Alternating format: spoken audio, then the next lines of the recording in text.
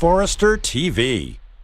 There's only one Champy's world-famous fried chicken. Poor boy's tenders, full fried chicken plates, and a little bit of the Mississippi Delta with chicken on a stick and hot tamales. On your way to or from the big game on Highway 119 in Alabaster, stop by Champy's Chicken. Storm season is here. Make sure you have a plan of action in place right now. Greg from Pell City and Storm Restoration Roofing should be your first call when storms hit. Insurance companies love working with Storm Restoration Roofing because of Greg Nelson's name and reputation in the industry. When storms hit, call Greg Nelson. He's local, 205-542-3531. He's the home of the free no-cost roof inspection. Greg from Pell City on Facebook, 205-542-3531. It's Storm Restoration Roofing.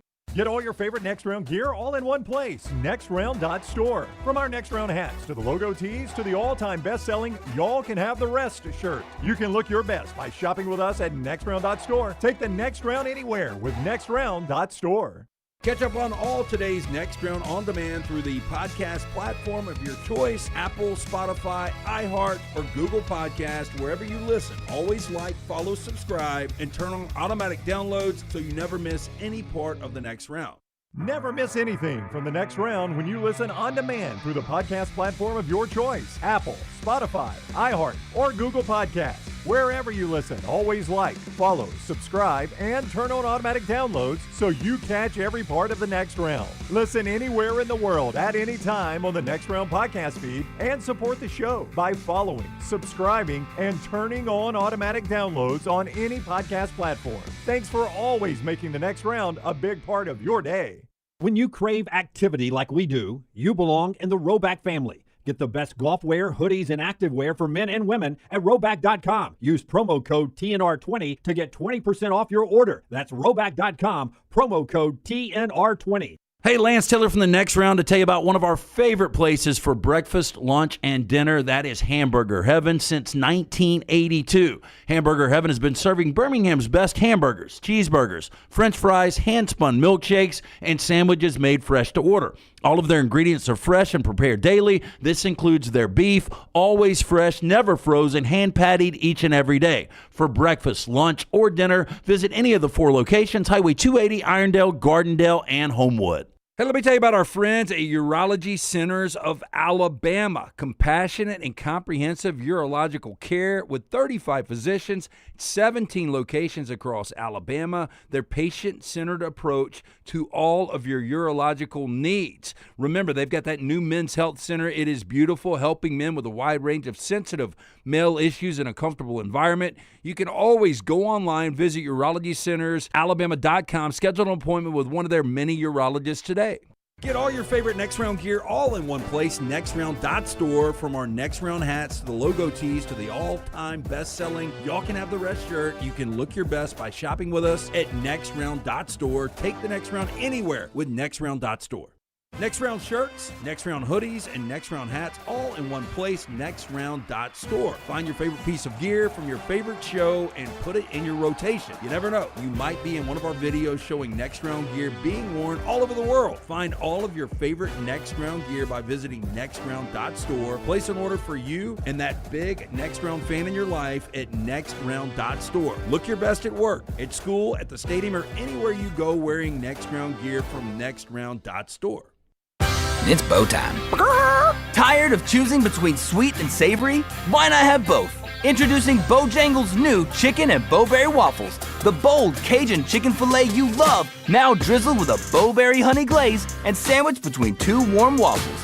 Which means your favorite meal of the day just met your new favorite dish. And lucky for you, it's served all day. But it's only here for a limited time, so try chicken and bowberry waffles at Bojangles today. It's bow time. Honey, a while back, life knocked me flat on my behind. I was hit by an 18-wheeler, and Lord of mercy, it left me hurting. Now, I heard through the grapevine that Alexander TNR had recovered big money for some people. You been hurt, can't work, don't sit there suffering. Call my people at Alexander TNR Trial Attorneys. Ain't gonna cost you a dime, so pick up the phone and dial 659-777-7777 or go to Shannara.com, because when I called, Alexander TNR answered. Call me, Alabama. No representation made that the legal services provided are better than legal services provided by other attorneys.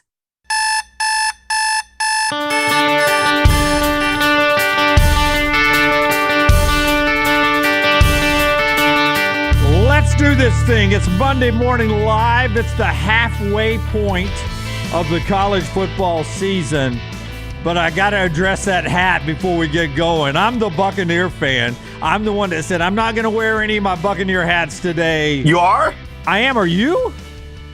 No, I just happen to have a firm belief that this was the greatest color combination in uniform in the history of professional sport. And nobody will ever convince me that the swashbuckler is not George Hamilton. I cannot believe all these years you do not know that I'm a Tampa Bay Buccaneer fan. No, I had no idea. That is my team. Of Dude, all the teams, that is the one I cheer for. Yesterday.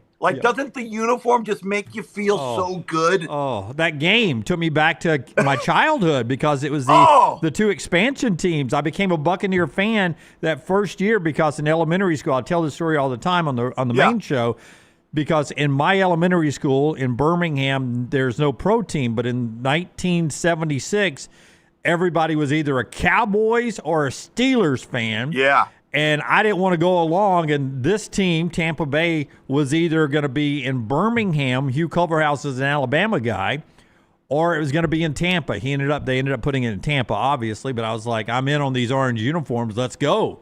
And I've been with them ever since. So good. The creamsicles are the best, man. So good, too. Alabama shutting down Vandy over the weekend. Woo. And before we get into the X's and O's of this game, I saw Cole Kublik say this, and you texted me this as well. Alabama will not get enough credit for what they did on Saturday on who they beat because the name says Vanderbilt. But if you strip off the uniforms in that name, that was a really good football team that Alabama beat. Am I putting into words what you really believe right there? Oh, absolutely. In fact, and you were there on the sideline. How different do Vanderbilt's body types look with this football team than any other Vandy team you've seen before? Yes. Ever. Offensive and defensive line, you can just tell a difference. They're different. And so I still think that now I thought Alabama exposed a couple of deficiencies, most notably in the intermediate and downfield passing game for Vanderbilt. Really, Vanderbilt couldn't come up with a way of creating any explosiveness on offense. But I think that team, they have a belief, they have a toughness, they believe in running the football, they believe in playing good defense, ball control, all of those different types of things, good in the kicking game. And no matter who they play, and you're right, if you would have named that team somebody but Vanderbilt, Alabama would get more credit for that win. But I still think that's a pretty good football team, man. Okay, I'm weird about picking out the most important part of the game. Mine's not always the same, but I think you'll agree, and a lot of people are jumping on with me on this. But before the half, Vandy's driving, and they're not using their timeouts, but Kalen DeBoer uses his last two timeouts, and Vandy still scored after that, but it saved them enough time for a 2-minute drive, ended up being barely a minute drive down the field for a touchdown that tied it up going into the locker room. I asked Kalen DeBoer about that afterwards. I was like, is that a sheet, a book that you turn to? Is it gut? And he says it's gut. They like to be aggressive in their coaching style, and they believed that Ty Simpson and those receivers could get points going into the locker room and give them a little momentum. It ended up being a touchdown. How big was that, and how out of the box do you think that kind of aggressiveness is in that situation? So, number one, that tells me that the coaching staff at Alabama thinks that offense without timeouts can score from almost anywhere on the field. Yes. All right. There's not a lot of people that can say that, right? Yes. So you spend your timeouts there to buy that time, truly believing that you're not going to need them to come away with at least 3. I think that's impressive, the belief that they have. But I'm gonna say something here, and I haven't heard people talk about this. I was literally returning home on a flight yesterday, and I started thinking about, and the reason why I thought about this was the 3rd and 1 handoff to Caden Proctor. Okay, and then the play obviously we saw on 4th and 4th and 2 last week against Georgia. I am now convinced and of firm belief that Kalen DeBoer has decided internally, in his heart, in his core, that I am not going to coach in fear of Alabama folklore criticism. I am not going to coach in a manner in which other people want me to coach, or because this is a way somebody else has done it before. And I think, unfortunately, due to human nature, you take a job like the Alabama job, you have that previous 17 years, and there's going to be a part of you that's going to be protective, probably a little bit of your ego. You're going to want to shield yourself from criticism, and you're probably going to limit the chances you take or the aggressiveness in your approach for fear of that. And I think that there's probably been a little bit of that. What I'm now seeing with this football team is they're laying everything out on the line, unapologetically, doing what they think is the best interest of their kids, their players, their game plan, their in-game decisions, without any regard to what anybody's going to say about them. Yep. None. And I'm not so sure that was the case. Maybe at points last year, maybe a little bit early in the first couple of weeks this year, but there is a difference in the approach of confidence, aggressiveness, belief, and I think it's difficult to get 17 years to change into a maybe different style of belief. And I have a tremendous amount of respect for that, Jim, because that's what I saw on Saturday. Right now, Kalen DeBoer is going, the hell with you. I don't care about what you say. This is what we're doing. And if you don't like it, there's the door. And if you don't like me, I see my door. Yep. Yeah, I agree with you. And he's 13-2 when both teams are ranked. So the style works. And I want to give Ty Simpson a lot of credit here, and Ryan Grubb as well. Because first off, Ryan Grubb, he did it at Georgia when they were 2 and 3 yard runs, and now this past week they turned into 7 and 8 yard runs and more. They stick with that running game even if it isn't always pretty. And Jam Miller has been such a sweet addition coming back from his injury in the Georgia and now Vandy games that is only helping Ty Simpson. Talk first about just Ryan Grubb's willingness to stick with that running game, even if it's not going to burst out 20 and 30 yard runs all the time. Because he knows, and we touched on this last week, that as long as he has that in his back pocket, he's going to have significant production in their play action passing game beyond 15 yards. And he knows if he doesn't have that, he's going to be really limited in his options downfield. And I think there's a true belief there. I also believe that they think they're an entirely different football team in the offensive line now than they were in week 1. And what they see in their offensive line production helps to reinforce that belief in the approach that they're taking in the run game. And listen, Jam Miller makes them more explosive. You just said it. Yep. All right. The average yards per carry go up when Jam Miller's on the field. Okay, great. That's another component that makes you better. You couple that with all these wideouts running around that aren't wearing number 2, right? And a quarterback. And I'll give you mentioned Ty Simpson right here. I'm going to give Ty Simpson some credit because he did some things in this game that he had not done leading into the game, right? He had a costly turnover. The 4 sacks, I think 3 of them were his fault, all right, from holding on to the football. And then he completely erases it from his database. Like, presses a reset like it never even happened. And that mentality and that mental toughness and the ability to have the short memory, to me, like, it's easy to see things when they're going well. They've been going very, very well for him. Then he made some mistakes. So now you want to see what he does off of that. And I thought he played really, really well. Yeah, and I know he held the ball, and some of those sacks may have been his fault, but his ability to avoid a naked, unblocked pass rusher, extend a play, keep his eyes downfield, and make a on-target throw has looked elite the last 2 weeks, I think. It is. He's so accurate, and his anticipatory traits are so good. And some of that stuff, you don't really know if a guy's got it until you have him, right? Right. You're recruiting him, you're evaluating him, you're listening to what everybody's saying about him, but until you get him, you really don't know. I mean, you're making so much of those assessments based off of physical attributes. So, super impressed with him. And again, we talked about this last week, the ability to complement the shotgun stuff from the under center stuff to create a lot of that play action and get him out of the pocket, utilize that athleticism, man. I just think that they have found who they are.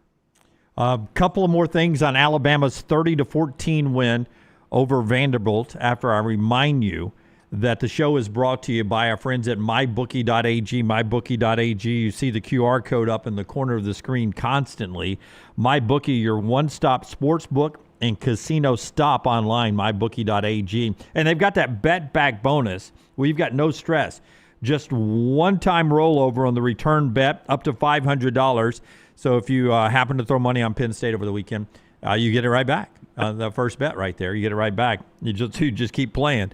MyBookie.ag, that bet back bonus, sports book, casino, it's all right there. When you use the promo code next round, our friends at MyBookie.ag. Okay, I'm beside myself in the first quarter because of Alabama's run defense.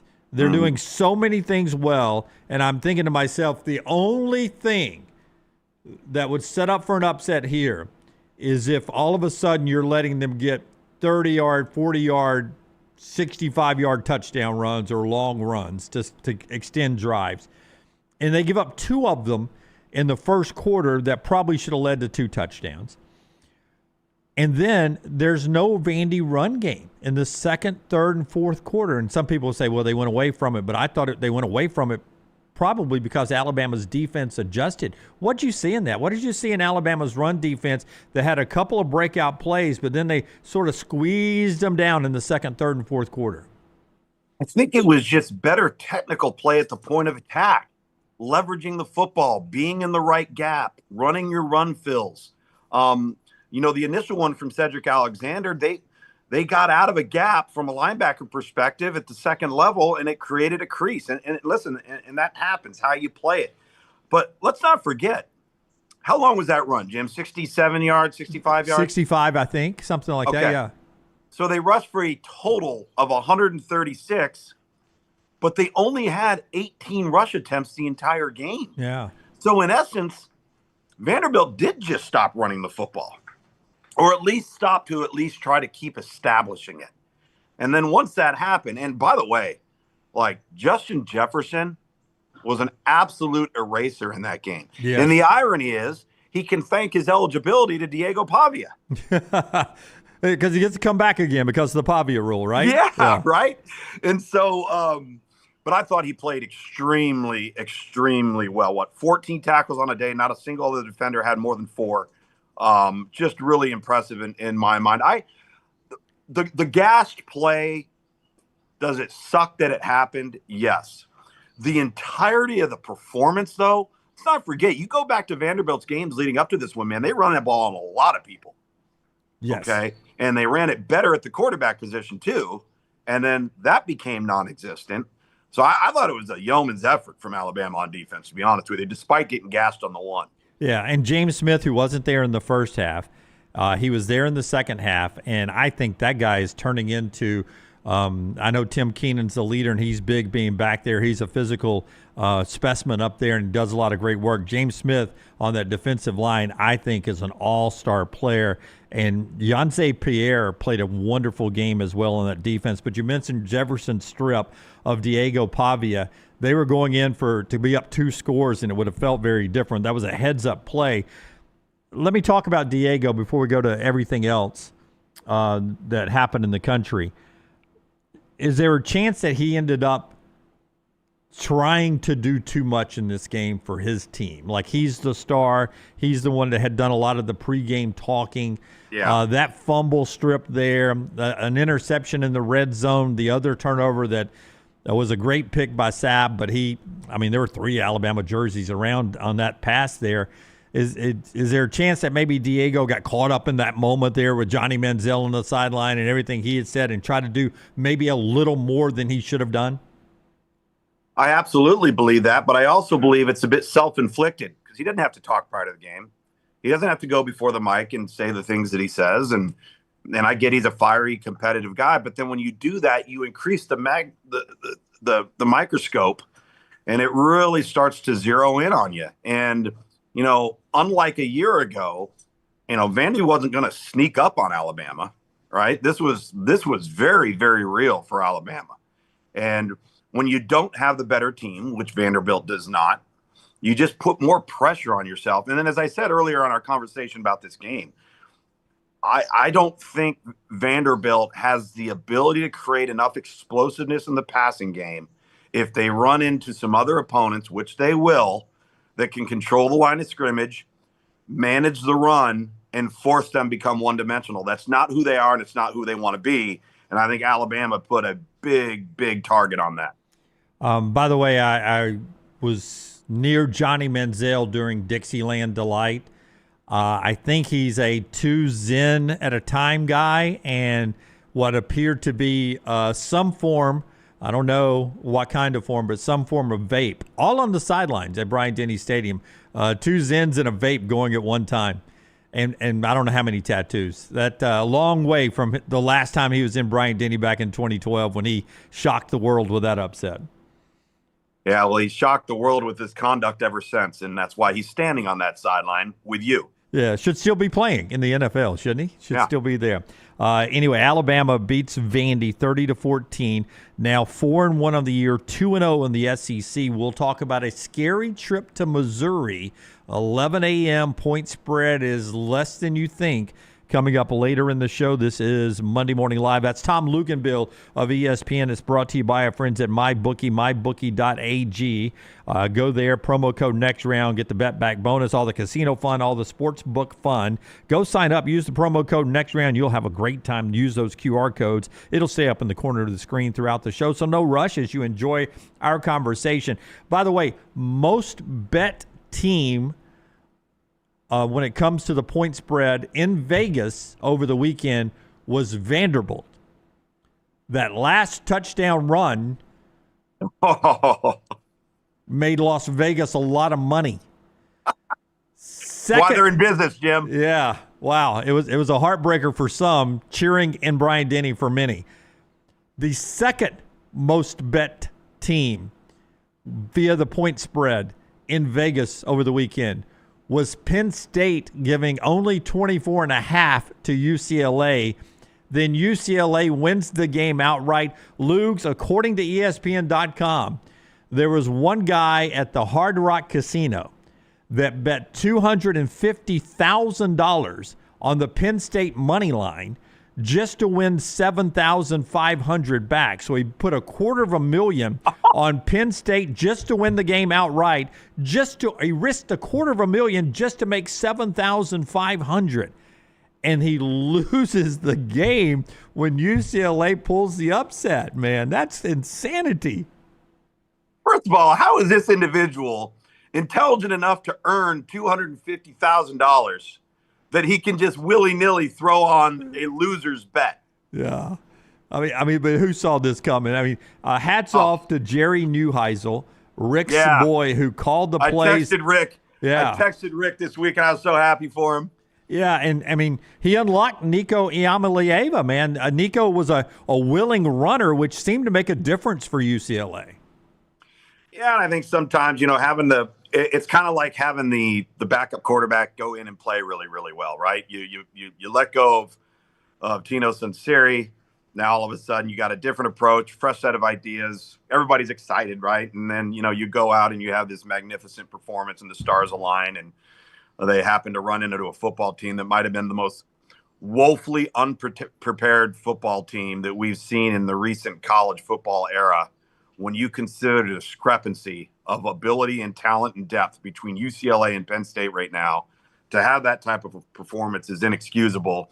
But credit UCLA for going, what do they got to lose? I mean, you look at their schedule. If you went to Vegas and said, okay, I think they're going to finish 2-10, all right? Probably would win a lot of money, right? So what does UCLA have to lose? They went out and laid it all on the line, played really, really well. And now the problem is they got everybody else's attention. Yeah, I agree with you. Super chat from NH3425 says, James Franklin's a lame duck coach. Prove me wrong. His record is unbelievable, and usually it's just in the big games.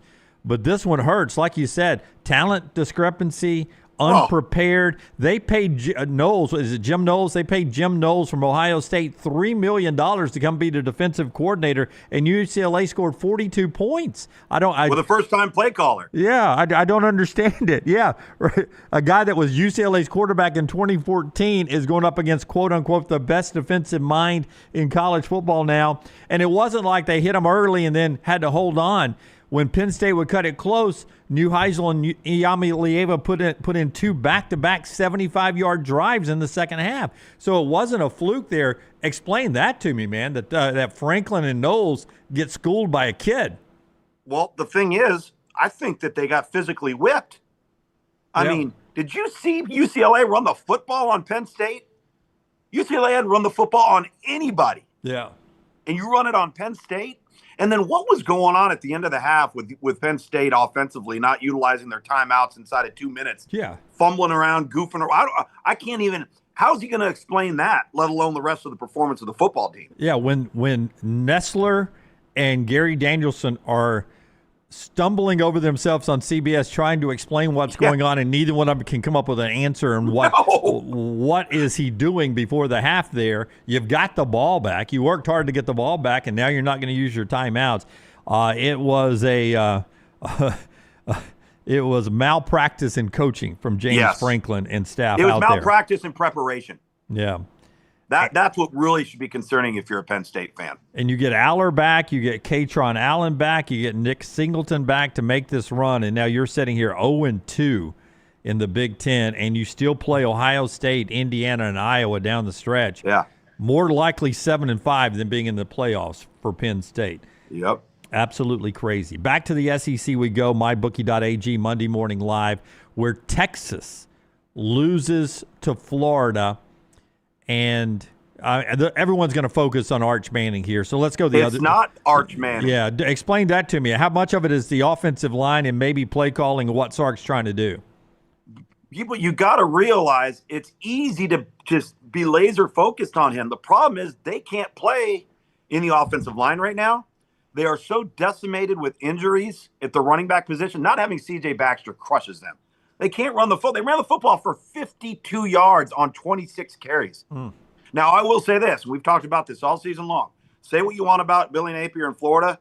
That might be a top 3 defense in all of college football. Florida on defense is for real, right? So I understand that it's going to be hard for a lot of people to move it. But they can't run it.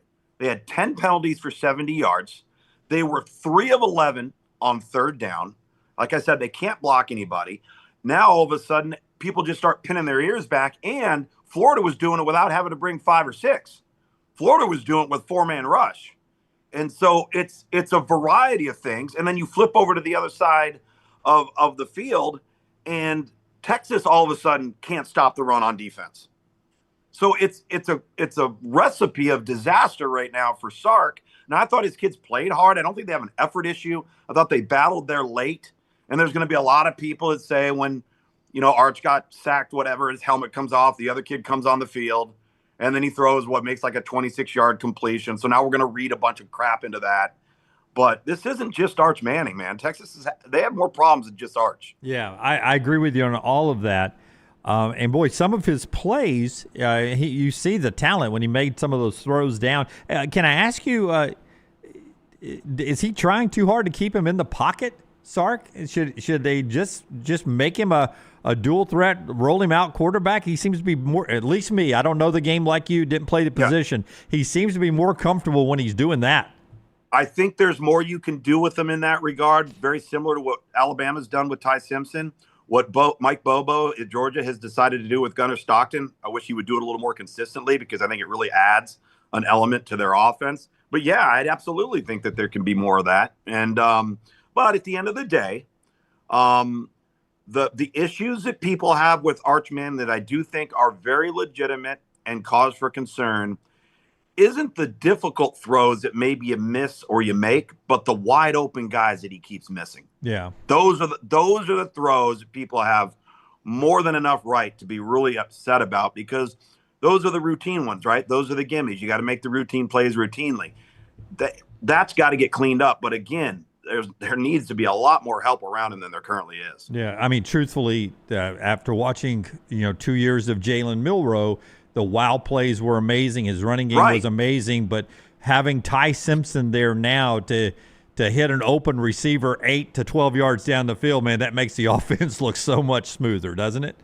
Consistency. Yeah. Right? Yeah. I mean, at the end of the day, stability and consistency. And that's one thing that our Arch is struggling with. On the flip side, could Dallas Wilson, the young true freshman receiver who finally got in the game, I mean, is that the missing link that this Florida team could go on a run? Because he looked like a stud. Oh, is he so good? We had him in Orlando down here last year at the Under Armour game. He's so big and fast and physical. I'm not saying he's this guy, but he brings a lot of the same attributes as Jeremiah Smith. Yeah. He's just an utter mismatch. So now what happens is Florida now has a guy that's going to get everybody's attention, which is going to force them to defend Florida differently. And now maybe all of a sudden that opens things up.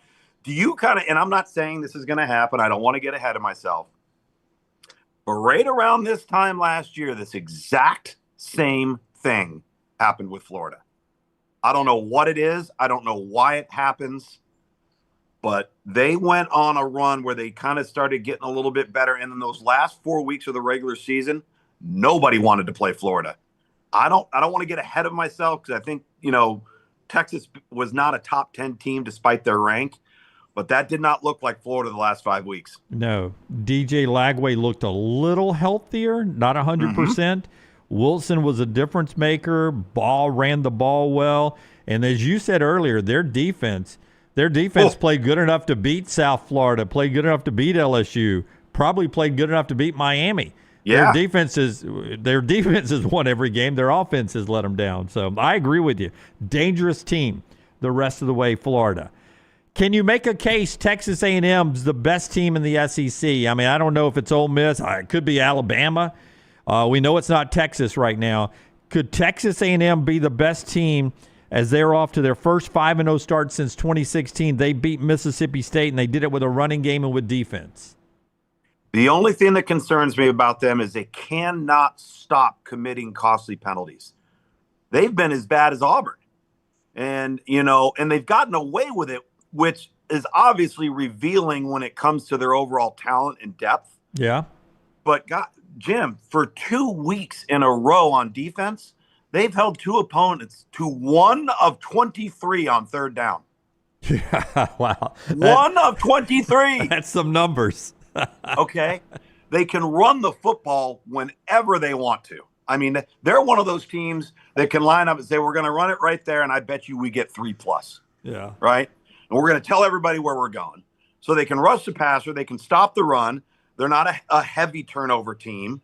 They get off the field on third down. So what are they doing? They're getting their offense 2 to 3 to 4 to 5 extra possessions a game, right, that you wouldn't normally have if somebody just gets 1 first down, right? And so the numbers reveal that they're a really good football team outside of the negative plays that have plagued them through penalties. So, yes, to answer your question, I think each and every week they're going to be an incredibly tough out. Yeah, and when they have to speed to burn at wide receiver with their 2 portal guys and Craver and Concepcion, that's and especially when they're at home, that's a special atmosphere. And they got a good one at home this week, man. Here comes that Florida team to play Texas A&M prime time on ESPN Saturday night. I mean, in the SEC, there's no let up. So that'll be a game to see if the Gators can take that show on the road and beat another team from Texas. What if Florida wins that game and we're here Monday morning talking about what we were just talking about today? Yeah, that's the SEC this year, baby. I know. That's the SEC this year. We'll get to the national games and then circle back and set the table for Auburn hosting Georgia as they come off the bye week. Bama, sneaky game at Missouri and Red River.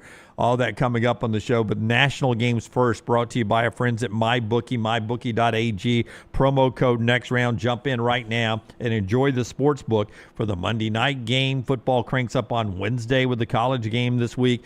Baseball going on. You can play them all at mybookie.ag. Promo code next round. The bet back bonus is there where you're stress-free on your first bet up to $500. If you miss it, you get it back in the bet back bonus. See the details there at mybookie.ag. Casino fun as well, mybookie.ag.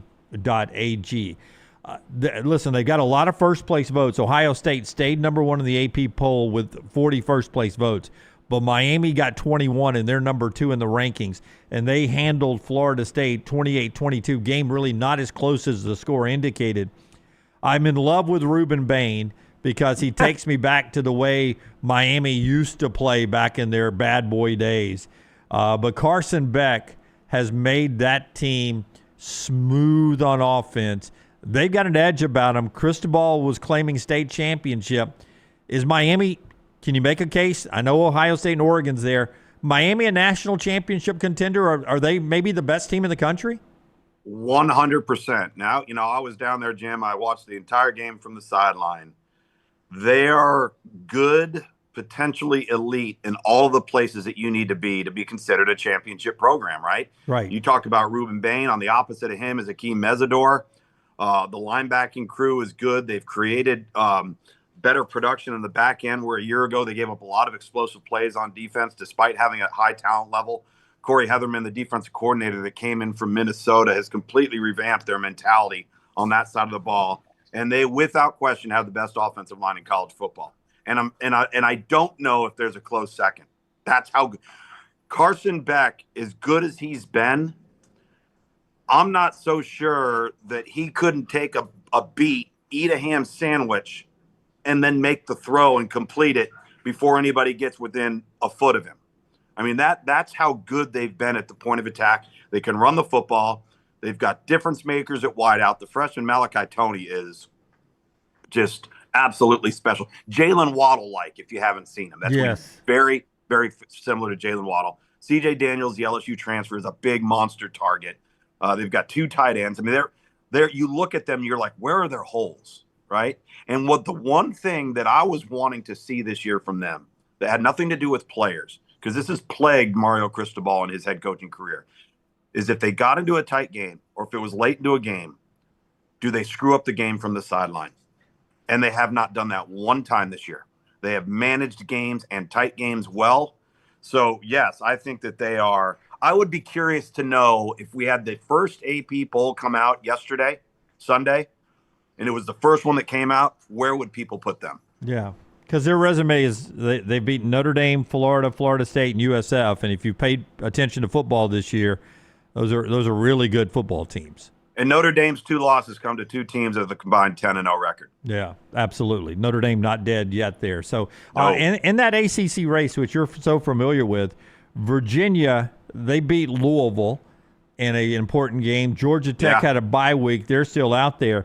Boy, that's become a very fun, interesting race there in the ACC with Miami, who I think will be there, and now who can come out of that Virginia, Georgia Tech, maybe Louisville side of the bracket there. How do you make that ACC race down the stretch here? Well, I don't know if we can discount Clemson quite yet. Right. Just because of what they could do to other people because of their talent level. Do they capitalize? I mean, you talk about coming off of a bye week and having the perfect opponent. Because North Carolina right now is absolutely atrocious. And it was the perfect opponent for Clemson to maybe get on the right track. Listen, Virginia is playing really good because they've made tremendous decisions in the transfer portal in the offseason. Their 3 most impactful players are at quarterback, running back, and wide receiver, and they've all been difference makers. The schedule plays out really well for them. They don't play the best teams in the league, so they've taken care of the schedule, and they've won 1-possession games. And I think, I've talked about that several times on this program.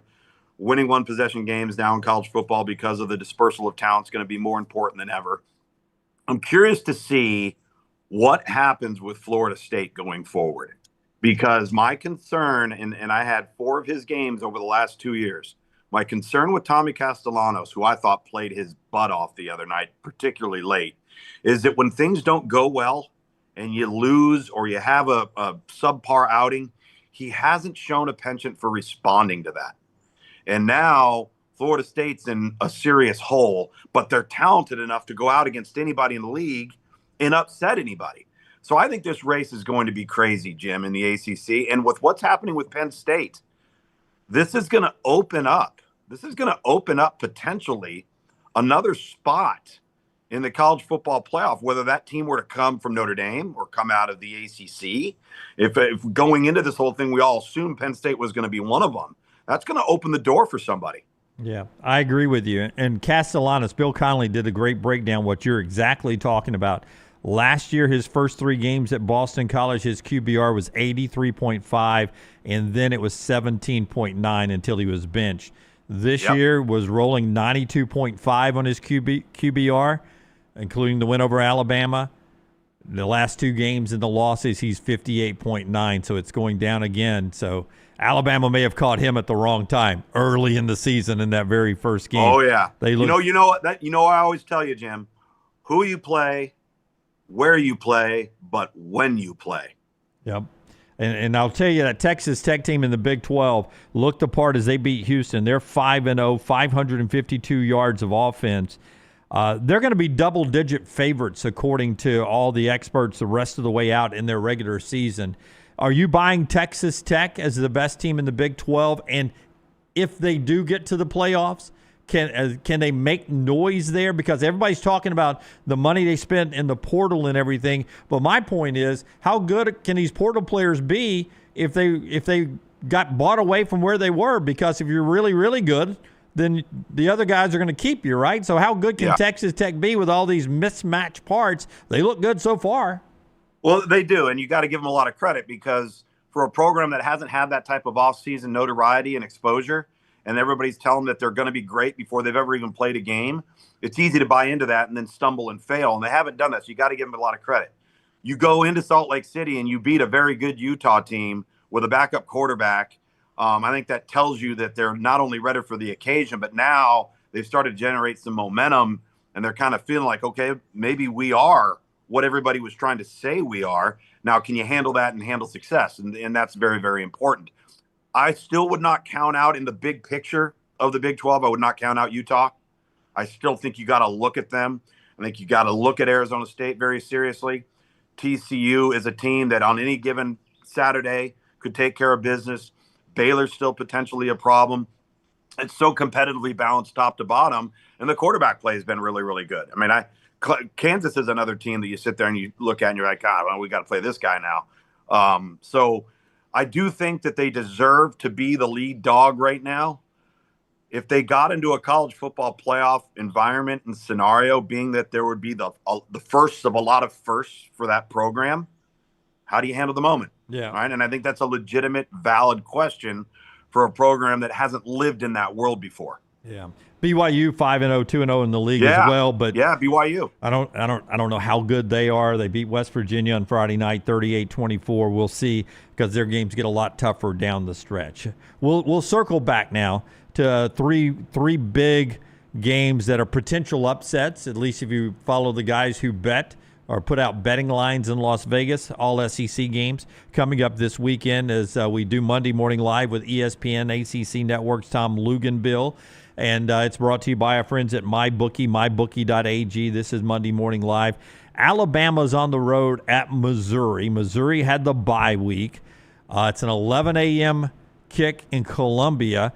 I know the Missouri fans are upset that it wasn't a prime time game since they're unbeaten and both of them are highly ranked. But it's 11 a.m. I almost think that plays to Missouri's favor in this one. I know usually it doesn't for the home team, but I do think it's Missouri's favor. Sleepy 11 a.m. game. Alabama coming off a charged, emotional Georgia Vandy run. And Missouri runs the ball really well. Yeah. Danger for Alabama is what my gut tells me. How do you see Alabama, Missouri? I think it's going to be a tale of Missouri's defense, which has been playing really good football.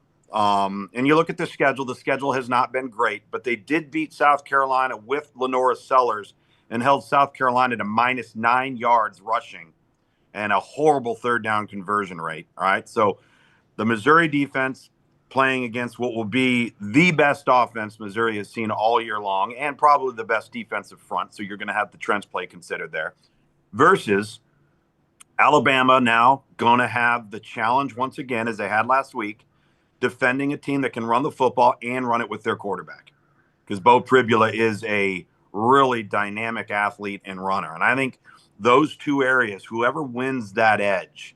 Because listen, the schedule to this point, it doesn't favor Missouri's in terms of preparation for this contest, but I do think you've got to give Missouri a lot of credit because they've played at a fairly high level and they can play defense right now. And that's allowed them to break in Pribula to grow and develop, become better and better and better. I still think they might have a few challenges in the passing game, similar to what I mentioned with Vanderbilt, in terms of being able to just throw it all over the lot if they had to, because I don't know if that's their game. Justin hammering Bama -4.5 like the fate of the world depends on it. He's hammering it. Summerlin, Bama's defense looked really good against the run this past week. They did, minus the first quarter, a couple of gash runs. Missouri runs the ball better than Vandy. True statement or not? Maybe more consistently. I don't know if I would say in terms of just general, like, explosives on the regular basis. But you say that, and we talked earlier, Vandy kind of just stopped running the football. Remember, only 18 attempts for the entire game, and 65 of those 136 yards came on one run. Yeah. That's less. That's right around, what, 2.5 yards a carry? We'll save Auburn, Georgia for last. Red River this week. Oklahoma comes in. It seems to be unlikely, but not ruled out, John Mateer, so they're going with QB2. And then Texas coming off another loss. Lance Taylor predicted it on our show that this game would be 5-0 Oklahoma, 3-2 Texas. So it's played out exactly the way he thought. I don't know if he thought Arch would be this bad or the offense be this bad. Don't put it all on Arch. Oklahoma is the underdog, though, in this game. I don't see why. Maybe it's the quarterback situation. What do you see in this Red River at Dallas? Such a fun matchup. Well, we've talked all season long that the concern about Oklahoma, number one, they haven't gone on the road or, in this instance, a neutral site to have to play anybody any good. That's going to happen down the stretch here for Oklahoma. We've talked distinctly about how Oklahoma, without John Mateer, cannot run the football. As good as they've been on defense and as good as John Mateer was, they haven't been able to run the football. So you get the perfect opponent this past weekend to break in quarterback Michael Hawkins Jr., who played last year and at times played well. In fact, he played very good against Auburn on the road and beat Auburn. And you get Kent State, so you get to get him warmed up a little bit, get him acclimated, throw him in there. And then they got Jay Knott back as well in the backfield. And they actually had some semblance of order, albeit against Kent State, where they looked like they produced a little bit in the run game. Now, without John Mateer against Texas, how effective will they be running the football versus a Texas team that has not played well against the run, didn't play well against the run this past week? So I do think so much of this matchup is going to be quarterback related. Two inexperienced guys, one that was not slated to be the starter that's playing and filling in for John Mateer. I wouldn't expect John Mateer to play. Maybe he will, but the quarterback position for both of these teams in this game are going to be absolutely critical, especially when it comes to decision-making and preservation of the football. And then there's the Deep South's oldest rivalry, Georgia visiting Auburn. Auburn coming off the bye week. Georgia coming off the win over Kentucky after losing to Bama. MyBookie.ag focuses in on the game at Jordan-Hare Stadium in prime time. Auburn, a skinny underdog when this opened up at -4.5. Skinny underdog against Georgia. The people that do this for a living telling me this is going to be a well of a game, and don't sleep on Auburn pulling the upset. How does Auburn beat Georgia? What can they do that can beat Georgia? Don't beat Auburn. I mean, it's that simple. They've had 2 weeks to get the penalties and the turnovers and the offensive line issues corrected, right? And we've talked all season long that the personnel, I think everybody would agree, their personnel is improved. They are a better team athletically. They are a better team in terms of depth. And at times they are hell on wheels on defense. But if you're going to beat a team like Georgia, you can't go out and screw it up. I mean, it's that simple. I don't think we can overcomplicate analysis with Auburn. And, people say that, it's a high school offense, this and that. That's a load of crap. This offense is littered throughout college football at a very high rate of success for multiple programs at multiple levels. And so, but it's very difficult to execute when you find ways to get in your own way. And that's what Auburn's done the entire season. And so, let's see if Auburn, it's a little bit like Duke in the ACC. Duke went out the first 2 to 3 weeks, turned the ball over 5 times against Illinois. All right. Then they go down to Tulane. I think they turned it over 3 or 4 times. And if you're Manny Diaz, you're going, guys, can we just actually go out and play the game the way it's supposed to be played? And then let's see what the result is. Duke, for the last 3 weeks, has run roughshod over everybody because they're not penalized and they're not turning the ball over. Yeah. All right? It's that simple. Auburn's losses to 2 pretty good teams in Oklahoma and Texas A&M, both on the road. So they are a live dog this week at home, prime time at Jordan-Hare Stadium. And one possession, too, by the way. Yeah, one possession, horrible on third downs. They can get better there. I will say this, Georgia's defense, I've watched them a couple of times just totally get lost in the secondary, which is so un-Kirby Smart-like. And misdirection continues to look like it bothers them a little bit. So if Jackson They're going to see a lot of that. Yeah, if they'll see a ton of that. That's what Hugh Freeze does. And from them offensively, I thought Gunnar Stockton, Alabama's defense, did a great job, and he wasn't great at the RPO in the Bama game. He got a little bit better of that against Kentucky this past weekend. I like Auburn's defense, too. I like Auburn to win this game. Yeah. Listen, I think Gunnar Stockton and Mike Bobo, they should have utilized Gunner's legs against Alabama more than they did. Yes. And then they came back against Kentucky and did that. Yes. And then all of a sudden, they became, and you know what? They did it against Tennessee on the road. When they've chosen to do that, they've created more explosive plays and more opportunities to score. And so that, I think, is the challenge for Auburn is if Mike Bobo stays on that script, all right, which he has gone away from it at times, if he does, that is where I think Auburn has to come up with a way of handling that. Now, they handled it by and large for the most part against Marcel Reed. They were able to do that and handled him. So I do think that there are positives there. There's no doubt in my mind that Auburn can win this game, but they're not going to win it if they continue to have issues. All right, that's Monday Morning Live. That's Tom Luginbill in a world where, for the first time since 1986, the preseason number 1 and number 2 teams are unranked. And we're only through 6 weeks of the season. Week 7 is ahead. Lugs, man, fantastic headgear. And we'll see you again next Monday. Safe travels to you, man. Thank you for being with us. George Hamilton. Yeah. We'll see you. That's Tom Luginbill, and that's Monday Morning Live. The next round guys are here in about 13 minutes. We'll see you in a moment. Don't go anywhere.